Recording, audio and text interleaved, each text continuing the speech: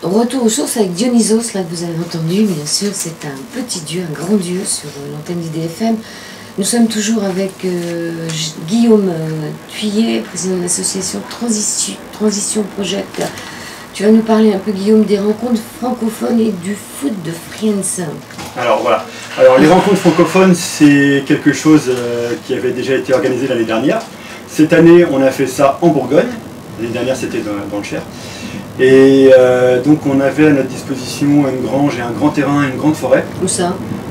Du côté de Toussy, à 20 km d'Auxerre. Voilà. Ouais, c'était chez des gens qui s'occupent déjà de ça. À l'écodomaine des Gilas.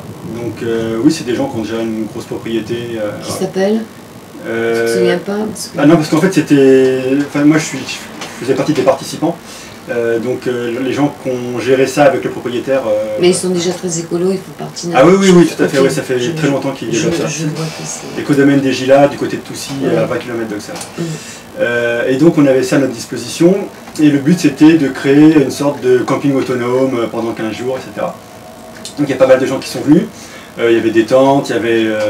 en haut on a monté un petit dortoir, etc. Et puis voilà, on a pas mal discuté, on a fait des projets ensemble en rapport avec l'économie basée sur les ressources et tout ça. Donc moi j'ai présenté ma borne, voilà, que j'ai pu tester en conditions réelles. Voilà, j'ai présenté donc le générateur à rhubarbe, 11,30 volts. Et puis il y a d'autres personnes qui ont présenté justement les graines germées, l'alimentation naturelle, voilà, il y a pas mal de choses qui ont été développées. Et surtout, ce qui s'est passé, c'est que le propriétaire a été intéressé par nos idées, les idées d'économie basée sur les ressources. Et il nous propose en fait 5 hectares sur son domaine pour développer une sorte d'éco-village. Donc pour l'instant les négociations se passent bien et normalement il y a des gens qui vont créer une association spécifiquement pour ça, pour développer justement ça ensuite. Voilà. Ça c'est génial.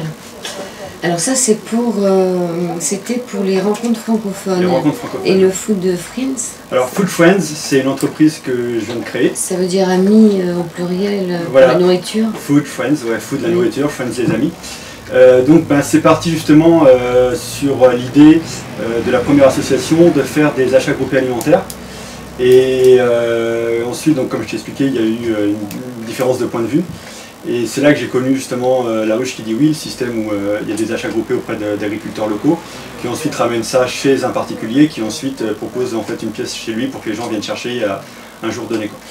Et quand j'ai vu ça, je me suis dit ouais, c'est une bonne idée de base et tout ça, est-ce que je peux la développer? Donc j'ai créé Food Friends, donc c'est foodfriends.fr. J'ai fait une campagne de recrutement, j'ai recruté des gens là un peu partout en France. Donc le but est très simple, c'est de créer un logiciel qui va gérer l'offre et la demande. Donc l'offre, c'est des marchands locaux, enfin des gens qui sont capables de livrer dans ta zone où tu habites et qui vont faire une offre sur un produit. Par exemple, là c'était de la Volvic, de la Salvetta, voilà, c'est comme ça. Donc ils vont dire voilà, moi les 6 bouteilles de Volvic, je les fais à tel prix. Et tous les marchands vont faire ça. Donc du coup, il y en a un qui va sortir du lot avec le meilleur prix. De l'autre côté, donc c'est la demande. Le logiciel enregistre toutes les demandes d'une rue ou d'un quartier, parce que c'est vraiment quelque chose de local. Donc tous les gens d'une rue ou d'un quartier disent, bah voilà, moi il me faut de la Salvetta, de la Volvic, machin. Et tout ça va être regroupé dans le logiciel. Tu joues aux épiciers.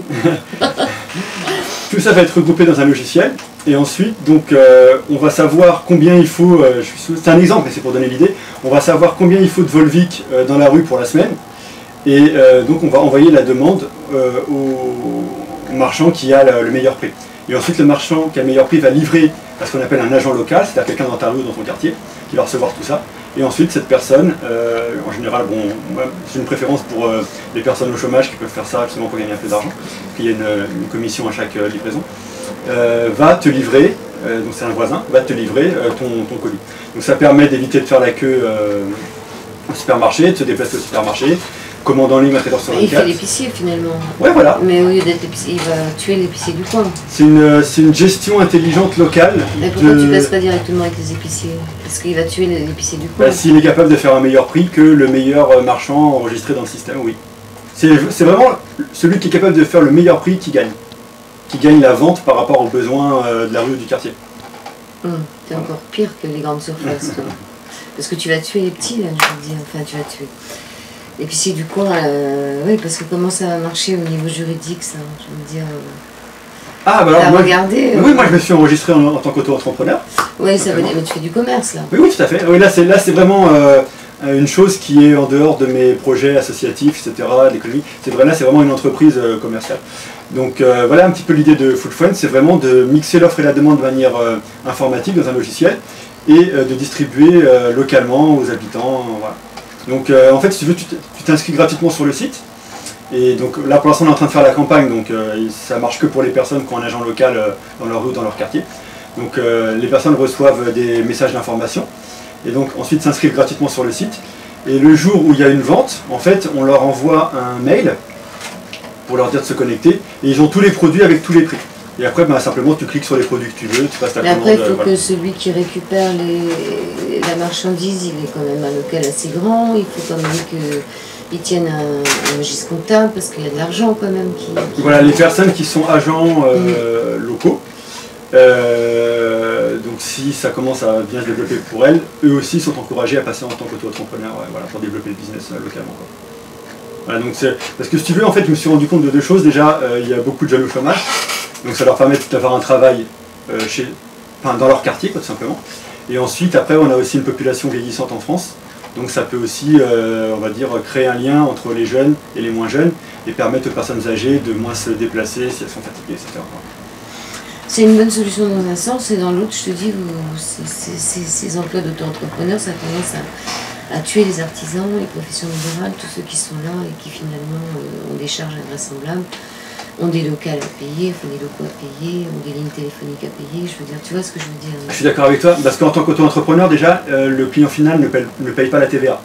Donc tout ce que tu factures est sans TVA, donc forcément pour le client final c'est très intéressant, ça te fait 19 600 moins, quoi. Bon 5,5 sur la nourriture, mais voilà. Donc forcément ça crée de la concurrence et les gens qui sont en entreprise traditionnelle ont mis ça en avant en disant oui c'est une sorte de concurrence déloyale puisque nous on facture la TVA et les auto-entrepreneurs ne la facturent pas. Après, il faut savoir qu'en tant qu'auto-entrepreneur, il y a des limites de chiffre d'affaires. Oui, c'est voilà. Que des toutes petites, sommes, donc tu vis pas avec. Voilà, pour tout ce qui est achat-vente, c'est aux alentours de 82 000 euros par an. Après, tu es obligé de créer une entreprise normale. Et pour tout ce qui est service, c'est aux alentours de 32 000 euros par an. Quoi. Oui, donc même à 82 000 euros, comme tu as acheté, tu ne peux pas déduire ce que tu as acheté. Voilà, tout à fait. Donc tu vis pas, c'est des métiers de survie, hein, on est d'accord. Qu'est-ce que tu pourrais dire pour terminer cette émission? Peut-être rappeler les sites. Transition Project, c'était... Alors l'association The Transition Project, c'est ttpfrance.org. ttpfrance.org. Voilà, ttp comme The Transition Project, ttpfrance.org. Donc ça c'est vraiment l'association. Donc là vraiment tout le monde peut s'inscrire, soit en tant que sympathisant, soit en tant qu'adhérent. Et vraiment pour résumer le concept, on met ensemble un peu d'argent en commun, on achète des choses et ensuite ces choses sont disponibles gratuitement à tout le monde. Il y a une citation que j'ai faite qui est disponible sur le site, c'est une idée que j'ai eue justement, c'était en octobre 2011, j'ai résumé ça comme ça. Si seulement 10% des Français mettaient 10 euros par mois dans une caisse commune, ils auraient 65 millions d'euros tous les mois pour créer des structures gratuites pour tout le monde. Et voilà, je pense que rien que cette phrase, ça résume le concept.